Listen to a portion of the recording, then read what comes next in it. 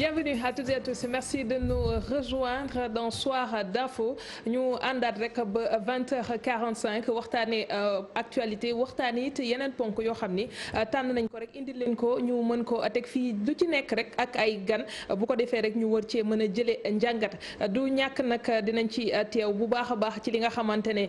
moom lañ leen tànnal tey waaye balaa dara dañuy tàmbali d'abord di leen nuyu di leen ziar rafetlu encore une fois tànn bi ngeen tànn télévision Futurs Médias ci waxtu wi ñu daal di jublu rek ci Soir d'info tey ci ngoon nag damay ànd ki nga xamante ne moo di Chérif Dia bokk nag ci rédaction bi nekk nag ki nga xam ne tey moo fi teew rek ànd ak man ci waxtaan bi ñu daal di ñëw ci lu am solo si ñaar ci ponk benn bi bokk na ci li nga xamante ne président Macky Sall fësal na ko wax ko rek daal ne am na ji jaaxa ci li nga xamante ne bañ ko waxee limu facture téléphonique lañ ciy dépensé at bu nekk jaaxal na ko loolu fukki milliards ak juróom-ñaar la ñu wax ci sunu koppar ba tax na nag mu daal di jël ay dogal fësal ab décret boo xamante ne rek am na yenn ci agent yi nekk ci état bi war nañ ci mën a jëriñoo waaye it naka lañ koy tëralee ak it ku ci nekk naka la forfait boobu noonu di duggee ci sa biir salaire dinañ ci ñëw ci kanam tuuti ak suñu gan nga xam ni xam naa ma ngi ca yoon ba léegi mu yegg si mu di Matar Dabo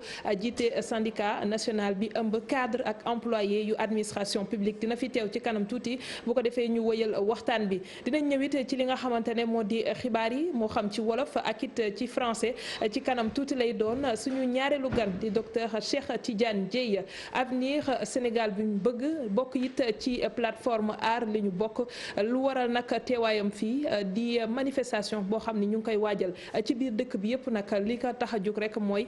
fexe def seen kéemtalaay kattan ba li nga xamante ne moo di ressources naturelles ci réew mi ñu mën ko yor ci anam bi nga xamante ne mooy li gën dinañ ci ñëw it moom it ci kanam bu fi teewee rek ginnaaw journal en français bi lay doon Chérif maa ngi lay dalal. maa ngi lay fay soxna Aram di nuyu mbokk téléspectateurs yi ñuy seetaan ci biir réew mi ak ci bitim réew.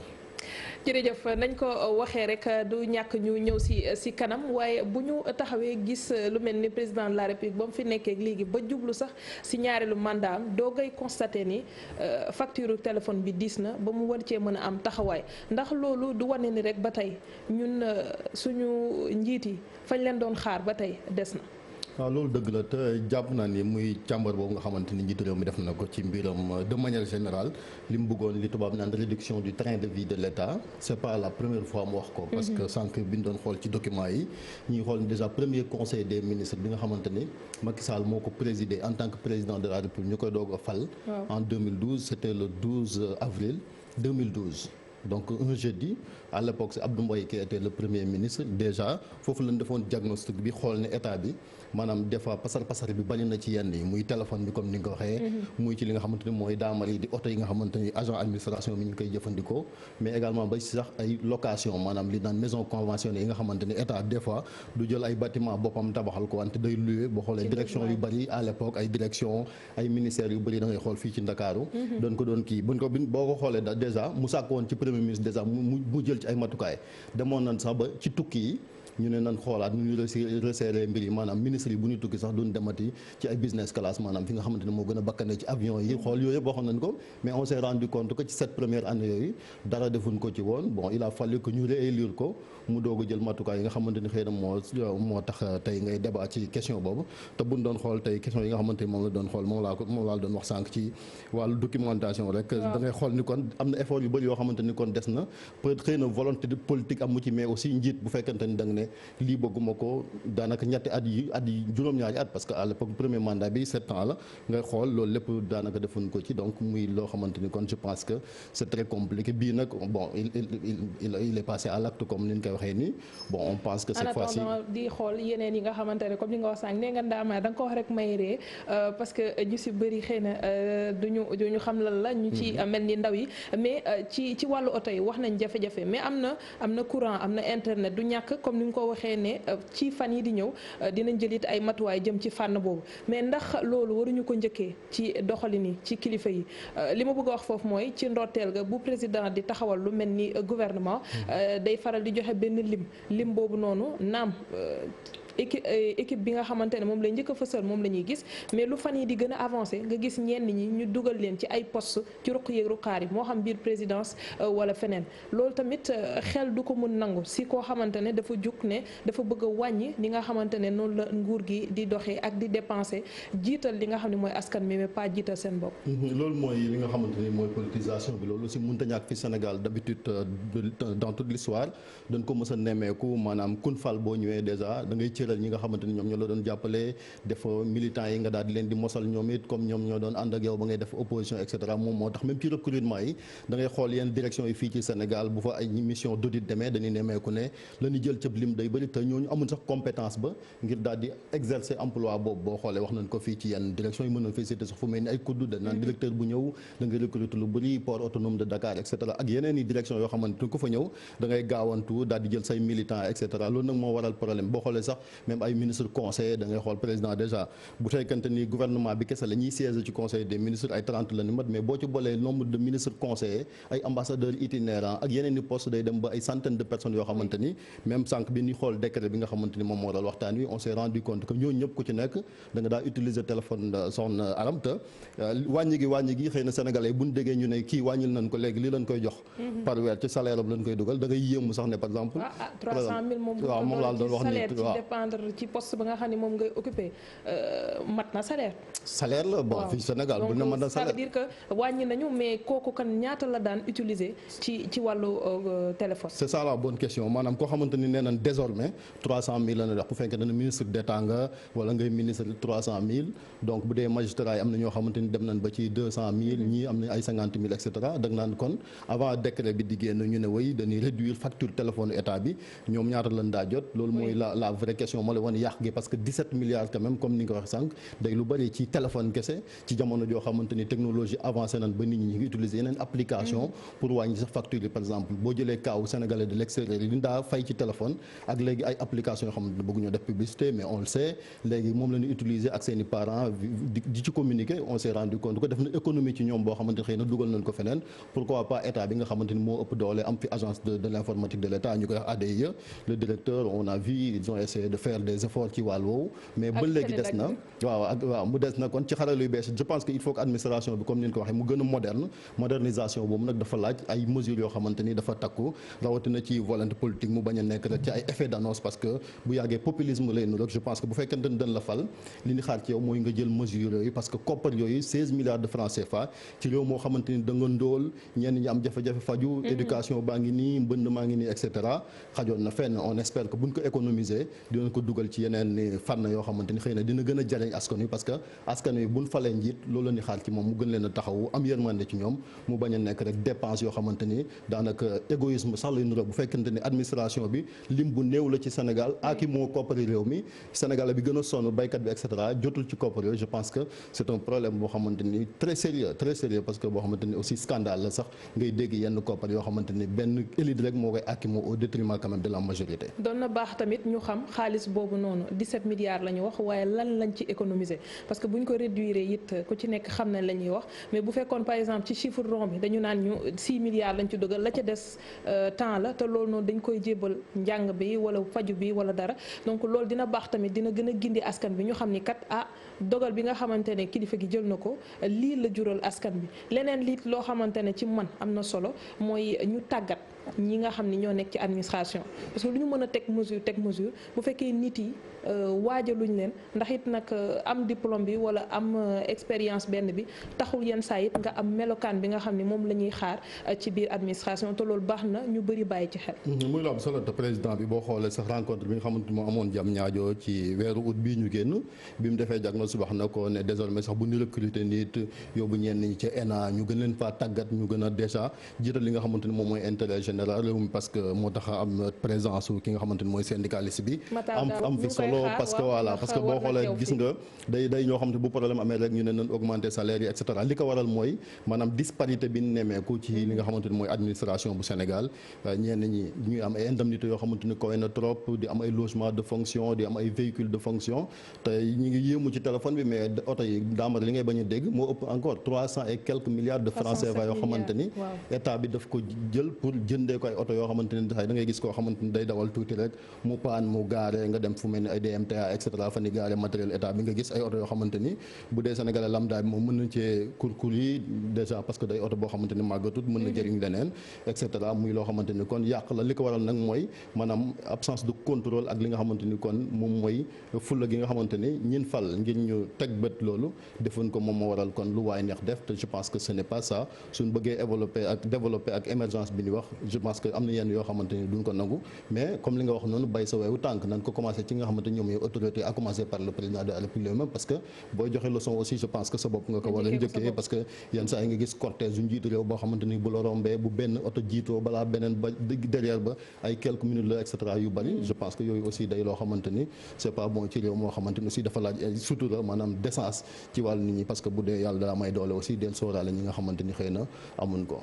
secrétaire général bu syndicat bi ëmb employé cadre yu administration publique di Matar Dabo na nga ko waxee ñu ngi koy xaar mu war a teew fii ci plateau bi ndax li nga xamante ne yëpp yëkkati nañ ko fii dina am solo moom it mu mën ci indi tontu ndax lu ci bëri ba may fàttali ko tamit du mel ni primature ba président di wax ne day dingi poste premier ministre yenn ci agent yi doon nañu craindre ci seen poste wala bu ñu changé wee rédiger leen feneen dana tax ñenn ñi perte seen liggéey yooyu tamit suivi bi ak dossier ba naka la évoluer doon na baax ki nga xamante ne moo di Matar Dabo mu ñëw si. leneen loo xamante ne président Macky Sall mu ngi ko doon wax si discours bi nga xamante ne mu ngi doon annoncé ne administration bi sax daf ko bëgg a gis ci mode fast track moo di dafa bëgg ñu taxawal guichet unifié pour personnel bu état bi loolu tamit baax na parce que xëy na dina tax dugg beeg génn ga dana leer. ndax nit yi temps de travail ba nga xam ne sax la ñu war a dëppoo ñu ngi koy def ci biir entreprise bi waaye it naka lañ leen di fay lépp luy administratif je pense que loolu dina nekk loo xamante ne dina tax mu yemb waaye fii Sénégal entre bu ñuy wax benn projet ak bañ koy mandargal yaa tout un fleuve. à l'intérieur tout un fleuve la boo xoolee sax moom moo tax ñoom li ñu gën a dénoncé muy président yi nga xamante ni que ça soit Abdoulaye Wade Macky Sall li ñu doon wax mooy dañ doon sax dénoncé li nga xamante ni mooy code des marchés publics bi nga xamante ni nee nañ woy dafa am ay lenteur et cetera moo tax yu ci bëri dañ koy jéem a contourner te chaque fois moo tax bu ARMP doon génne rapport nga dégg ci njuuj njaaj yoo xamante ni am na ci ñoo xamante dañ ko doon def te ñu ni joxe li nga xamante ni kon moom mooy marché yi rek pour bëgg lu gaaw et cetera mais li ci am solo mooy finalité bi mooy résultat boo xamante ni am na solo goo xamante ni xëy na ña tax ñu koy def maanaam ñii di usagers yi gis seen bopp ci seen administration à travers comme li nga waxee parce que nga bëgg a lijjanti këyit des fois am na ci yoo xamante ni ay certificat de nationalité danaan la ci tribunal région ba nga juddoo nga ko mën amee imaginer nga ñëw Dakar soxla këyit suba juddoo Kédougou il faut nga def 700 et quelques kilomètres pour aller ak Kédougou alors que bu fekkente ni loolu lépp kon teg nañ ko ci xarala yu bees yi numériser ko je pense que fi nga toll yooyu yëpp ci gaawtu mën nga koo jot fii ci Dakar bañ cee déplacé di ci fay et cetera këyit wa ngay lijjanti mu mën a sotti gis nga fi beneen bi mooy xale yi nga xamante ni ñoom ñoo am bac STEC remplacé fi Sérigère tey jii la ne président bi ci lay doog a signé décret bi te boobu léegi ñu ngi doon ñaxtu di yuuxu ngir ñu gaawal rek mbir yu ni mel te décret bi ak li nga xamante ni mooy réforme yi indi woon ci xeetu série boobu yàgg na lu tax ñu xaar ba maintenant ba xale yi war a inscrire ñu tàggatee ba leen ñu ci bëri waroon nañoo dem par exemple am pré-inscription am seen baccalauréat ginnaaw loolu dem ca France wala feneen ngir jàngi fa loolu lépp muy ay gàllankoor yoo xamante ni teg nañu ko ci lenteur yi justement yi nga xamante ni moom la ne parce que am na ci loi yu bëri aussi li tax mu ñu application bi des moom mooy décret yooyu dañ ko signé gut et cetera ñun ñuy journalistes yi code de la presse et cetera ba léegi ñu ngi wax mais décret d' application yi leen ne voté guñ ko moo tax appliqué ko donc yéexaay boobu fast track boobu il faut que njiit yi tàmbale ko ci ñoom ñi nga xamante ni kon ñoom ñooy prôné boobu concept. administration bi souvent dañuy faral di nga xamante ne di ñaawlu naka lay doxee mais administration bi tamit dafa am loo xamante ne nii moo ko tënk mu ay texte ci li nga doon wax sànq ne nga décret d'application si yenn si ponk yi xëy na jël nañ dogal ba pare loolu mooy tax ñu mën ko jëmmal waaye texte yi ni ñu tëralee suñu administration ndax jotul tey ñu xoolaat ko ndax bu ñuy wax dañuy réforme naam di commencer ci benn ponk jéego la waaye it xoolaat administration bi ni ñu ko tëggee ci wàllu bind yi ñu xool ndax loolu duñ ko xoolaat pour fexe mu nekk loo xamante ne dina gën a amal njëriñ population bi. loolu lu am solo je pense que diagnostic boobu nga def kilifa yi également def nañ ko moom moo tax kon nga gis noonu effort yooyu ñuy woote et cetera ñu mën ko matale invité nañ fii fan yi ku mel ni professeur Mbaye Thiam mu wax lu am solo maanaam administration bi héritage am la ci colonisation jamonoy tubaab ba moom moo tax xëy na ñuy doxee lu ni mel mais il faut nee na ñu dem ci li nga xamante ni moom lay administration bu développement vraiment gën a yokk xam ni nag maintenant tubaab yi ñoom seeni réew ak la taxoon ñu ñëw fii ngir daal di samp administration boobu won ni na te jamono dafa soppeeku il faut kon ñu méngoog li nga xamante ni moom mooy jamono te buñ ko defu tamit tôt ou tard ils seront contraints def ko parce que danoo toll ci jamono joo xamante ni soxna si opinion publique bi dafa gën a yeewoo gën a exigeant gis nga réseaux sociaux yi léegi kenn xamut ku fi toog ci bureau xëy si woo da nga gis gone gu ko photo dugal ko ci internet ñu partagé ko teg pression de plus la yoo xamante ni je pense que ci ñi nga xamante ni ñoom ñooy njiit yi te il faut ñu bàyyi xel ñi nga xamante ni kon mooy xeetu citoyen yu bees yooyu. sëñ Dabo ñu ngi lay dalal jàmm yow de xaar nañ la ma sonn moom fast track bi ñuy wax moom xam naa moom nekk ko ci ndax dangaa taan. waaw baa ngi jégalu embouteillage bi ma téewoon waaye di rafetlu invitation bi ngeen ñu jagleel tey pour ñu ñëw wax ci mbirum administration. parce que li ñu ñor la moom lañ jox suñu dund tey ji pour défendre travailleur administration bi. donc tey bu ñu yegsee ba mu am ay mesures yu ñu jël yi ñu concerné bu ngeen ñu invité pour ñu waxtaan ci mesures yooyu noonu avec plaisir la ñuy ñëw. ci wàllu téléphone bi ñu jublu ci ndax yow duñ la nekk sax di la dalal di la bàyyil temps ndax yaa yegg suñu temps président dafa jël décret fexe tey ñu wàññi li nga xamante ne moom la ñuy dépensé ci woote téléphone bi ci administration bi naka nga gisee li nga xam ni mooy dogal bi mu jël. waaw dogal bi dañ koy rafetlu parce que yaxanal alali askan bi lu ñuy rafetlu la waaye dañuy wax président de la république rek ne bu mu yem ci yaxanal téléphone gi kese ci rationalisation bi mu jël di commencer di ko exécuter promesse électorale am la woon parce que moom moo ne woon gestion sobre et vertueuse di lay def. donc tey jii bu ko commencer ci téléphone. xam nañ la lu mu promettre na te attente population bi la woon parce que administration bi population bee ko moom mais dañu bëgg mu càmbar bu baax seet ci biir administration ñan ñooy yàq où sont les niches de gaspillage fan lañ nekk parce que niche de gaspillage yi li tax ñu koy wax moo di ñun dañuy basé aussi ay chiffres factuels dañu gis ne tey ci administration boo jëlee 70% de l'effectif enseignants yi la te masse salariale bi enseignants yi dépassé wuñ 12% ci masse salariale bi donc ce qui veut dire que 30% de l'effectif ñooy consommer plus de 80% de la masse salariale. D'accord. donc loolu noonu dafa laaj audit. mais audit boobu defoon nañ ko président sàkku woon na ko fu ñu ci toll xanaa exiger wu leen ko pour ñu wax leen résultat yi. non audit effectif bi lañ defoon rek pour xam kii mais liggéeykat bu ne li ngay jar defaguñ audit boobu c'est-à-dire pour xam. ci biir administration ñan ñooy dundee dëgg budget administration parce que dañuy gis ne tey am na directeur yoo xam ne ay ñett ba ñeent ba juróomi oto la ñuy yor au moment où des chefs de service duñu yor benn oto. mais loolu ce serait bien ñu xam ban service la parce que su ngeen di wax nii rek. non xam nga boo nee ñu structure tel la. teg ci non xam nga mënuñu ne structure tel état bi dafa am ay corps de contrôle am c'est-à-dire état dafa am le contrôle interne boo xam ne mu ngi fi. contrôle interne boobu dafa war a def liggéeyam dans les structures yi nga xam ne budgétivore la plupart du temps ay structure la yoo xam ne dañu am sax seen autonomie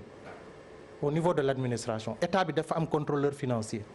mais ñooñu nañu jouer seen rôle de contrôleur financier bañ a topp ñu mu tuddati jeton de présence lu ñuy am ci biir conseil d'administration structure autonome yooyu parce que ñoom ñooy bëtti chef de l'État ci biir structure yooyu te structure yooyu tey ji ñooy consommer le maximum de dépenses publiques parce que téléphone bi boo xoolee décret bi sax nu ñu ko tëggee de 500 000 de 300 000 à 50 000 ba 25 000 ba 25 000 mais tey ji jëluñ ñëpp en compte te dafa mel ni ñu def le travail technique. waaw jéemuñu cee waxtaan ak yeneen acteurs yi mu concerné au sens large de l'administration parce que am na pàcc administration yoo xam ne boolewuñ leen sax ci bénéficiaires yooyu ci allocataire de nu mu tuddati de. est-ce que du parce que ñi ngay lim nii ñoom bénéficier woon nañ ci avant ñuy indi mesures yi. waaw mais. wala da nga bëgg ñu dugal ci ñeneen bu ko defee dépense day gën a yokk. non c'est-à-dire ñun dañu gis sax ne rationaliser dépense téléphone bi lu rafet la décret bi ñu jël nii décret la boo xam ne nuñ ko teggee sax dafa am jafe-jafe parce que dañuy jël ay fonctions administratives ay fonctions politiques boole leen def ko ci benn décret parce que lépp lu tourné autour des conseillers techniques, oui, des ministres et du président de la République, ce sont des fonctions politiques, du ay fonctions administratives. nga ñëw boole ci corps magistrat ak yeneen donc da nga jël ay fonctions administratives ak ay fonctions politiques boole leen ci benn décret alors que ñun xam nañ ne 300 000 francs de crédit pour nit mun koo woote ci téléphone portable ci mois lu difficile la. mais yàq boobu noonu yéen daanu leen dégg ngeen koy ñaawlu lu tax président toog moom ba sentir ne war na ci taxaw teg loxoom ci taab bi tëgg nit ñi doogay wax bu ci waxul woon c'est-à-dire nit ñi dinañ continuer di ko jëfee ci suuf xaalis boobu mën na am sax ñu ngi koy maye wala di ko séddale feneen te nit yi duñ ko xam. xam nga bi dañ ne xaalis bi ça tourne autour de 30 milliards tey dañu bëgg a wax ne état Sénégal dafa war a poursuivre discussion bi ak opérateur privé yu fi nekk pour mën a permettre d'abord les opérateurs de téléphone yu fi nekk pour ñu mën a trouver un système boo xam ne war na mën a nekk genre Illimix boo xam ne Illimix mensuel boo xam ne ayant droit yi war nañ ci mën a woote pour tout réseau te du dépasser 30 000 francs par bénéficiaire tey 300 000 ba 25 000 c'est excessif te si biir loolu sax dafa am ay incohérences yoo xam ne tey naka ngay jëlee conseil technique du président de la République nga jox ko forfait mensuel de téléphone bu ëpp directeur général mbaa directeur d'un établissement public. charge yi duñu benn am na directeur généraux yoo xam ne budget yi ñuy gérer moo ëpp budget ñetti ministère boo leen agrégé. donc pour wax la ne ñi ko liggéey j'ai comme l'impression que dañu en vase clos lañ toog def liggéey bi présenté ko président de la République alors que un président de la République ñu ko wër mbaa mu sant bu la santé liggéey bi ngay produire dafa nekk benn genre outil d'aide à la décision. donc li ngay produire moom daf lay gëm parce que moo la ko sant nga présenté koy terme de référence mu validé ko. kon yow da nga jàpp ni wàññi gi mënoon naa gën a kowe. wàññi bi mënoon naa gën a wàññeeku parce que jox nit forfait 300 000 francs pour téléphone genre augmentation de salaire déguisé la rek. mais bu fekkoon pour mbirum téléphone rek lañ bëggoon rationaliser mënoon nañ waxtaan ak opérateur de téléphonie mobile yi fi nekk pour trouver benn formule de système Illimix mensuel boo xam ne pour tout réseau te du dépasser 30 000 francs loolu lu mën a nekk la parce que nit ñaa ngi jënd fii ay Illimix yoo xam ne pour tout réseau mensuellement pour seen besoin privé te dañuy woote ba fàtte ne sax dañ mus nañ jënd Illimix. di fàttali ni allocation bi du ay carte crédit yu ni jox nit ñi koppar la bu ñu xoolee décret bi ci salaire bi. waaw koppar la ba pare li ci gën a doy waar day dugg ci rubrique salaire bi montant bi c'est un montant imposable montant la boo xam ne dañ ciy dagg impôt. te montant la boo xam ne tamit mun na fexe yow mi ñu koy jox du la njëriñ dara parce que bu am na ci liggéeykat yoo xam ne tey. vu seen boo jëlee barème impôt bi. ak salaire mensuel bi ñuy am duñu ñenn ñi ñu ngi ci 5 parts sociales duñ fay impôt tey nga yokkal leen genre indemnité forfaitaire bi. impôt bi ñëw nangu li nga leen joxoon yëpp impôt bi positionné wu nangu ko yëpp. c'est-à-dire finalement net bi ñu doon am day gën a wàññeeku donc moi je crois que dafa laajoon ay waxtaan yu large. bu fekkente ni nag parc automobile la parce que daamari aussi foo ñuy waxtaan ci mooy oto yi gisoon nañ président dénoncé woon ne par exemple 307 milliards yi ñu dépensé ci oto ci at yi ñu génn takku na yéen bu doon xool mbiram oto yi ne say def ngir aussi foofu ñu am fay wàññi ban proposition ngeen def. xam nga tey oto yooyu fii gis nañ fay directeurs yu am ay 5 oto yi am seen ay astuce chaque année ñu jënd chaque 2 ans ñu jënd lu oto. ay bolide sous prétexte que dañuy jënd ay auto de véhicule de supervision demande ay autorisation d'achat de véhicule président signal leen ko valider leen ko jox leen ko bu ñu jëndee oto bi ñoom seen oto yi yu ñu yoroon di ko dawal la ñuy jël pousse def ko véhicule de supervision jëlaat oto bu bees boobu c'est-à-dire dafa am ñoo xam ne dañuy dundee administration président bu mu yem ci téléphone na dem ci oto yi na ñëw auditer bu fekkee maintenant suñu ndox ak internet yooyu yëpp nee na dina ñëw mais man ci nit ñi laay wax ci nit ki parce que tamit président lu mu jël matuwaay ñu ne bu mu def lii nit ki tamit buñ ko tàggatul pour mu am éthique wala déontologie ci ni administration publique di doxee loolu it du jëriñ dara ci li nga xamante ne moom la ñuy tekk ci ay mesures naka la ñuy def tamit ba nit ki di am doxalin boo xamante ne du soxla tout le temps mu am ku koy tiim yore cravache pour que mu jëfee li nga xam ne moom la ñuy xaar si moom. non xam nga nit bu fekkee li nga ko jox ci administration responsabilité bi nga ko jox du mérite moo ko jox lu ko neex def c'est-à-dire boo jëlee ay directeur mbaa nga jël ay yenn responsable mérite taxul nga jox leen ay responsabilité mais dara taxul ñu jox leen responsabilité parce que pour des raisons politiques mbaa des raisons d'ordre subjectif ñooñu lu leen neex ñu def mais ñi nga xam ne ils sont dans le mérite moo tax ñu accéder fi ñu def concours ñu former leen ENA waaw ba pare mbaa bu ñuy postuler sax avis c'est-à-dire appel à candidature bu sérieuse moo tax ñu sélectionner leen teg leen fa ñooñu dañuy am lu ñu bañ parce que tey nga nekk directeur rek gaare auto société bi lu mot 2 3 4 sa buntu kër rek war nga rus yow si sa bopp parce que xam nga ne dëkkandoo yi nga dëkkal rek ñooñu rek seen silence rek war na la mën a yedd xamal la ne ñii de seen alal lay fooyee nii te tey loolu dafa bëri loolu nag président na ci def audit bu sérieuse te ñiy auditer tamit dëgg-dëgg nañu mat liñ leen di doyee. parce que ñoom tamit Chérif audit bu ñuy appliquer parce que fii tamit fi dégg ci ay audit ñu koy teg après suivi bi mooy coow li mooy rapport yi bu ñu defee audit wala génn rapport bi ñu def ko ci tiroir yi est-ce que dina am sens. waaw moom lay wax xam nga président mënul nekk fu nekk moom boo jëlee dans le cadre de la si pyramide de prise de décision yi moom dafa nekk à un niveau de vision politique. te sommet ba. aussi sommet ba mu am ñu ko nekkal au niveau stratégique ñeneen ñi au niveau tactique ñi au niveau opérationnel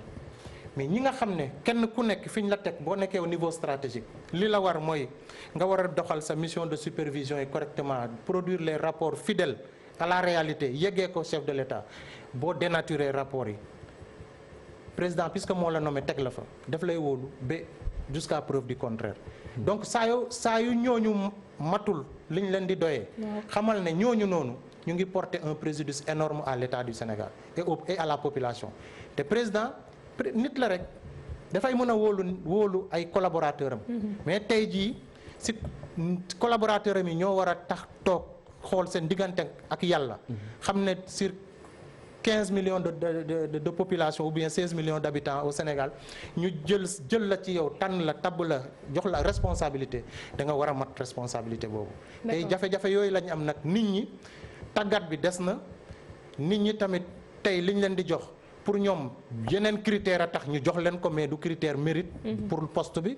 donc genre récompense politique la rek fii la ñu gis ay nit di génn télé di naan nous réclamons un poste juteux pour tel responsable politique dans l'administration loolu rek nga koy wax ci réew boo xam ne population bi masse silencieuse boobu noonu seen alal la ñu jël di ko pasare di ko liggéeyee war koo liggéeyee Sénégal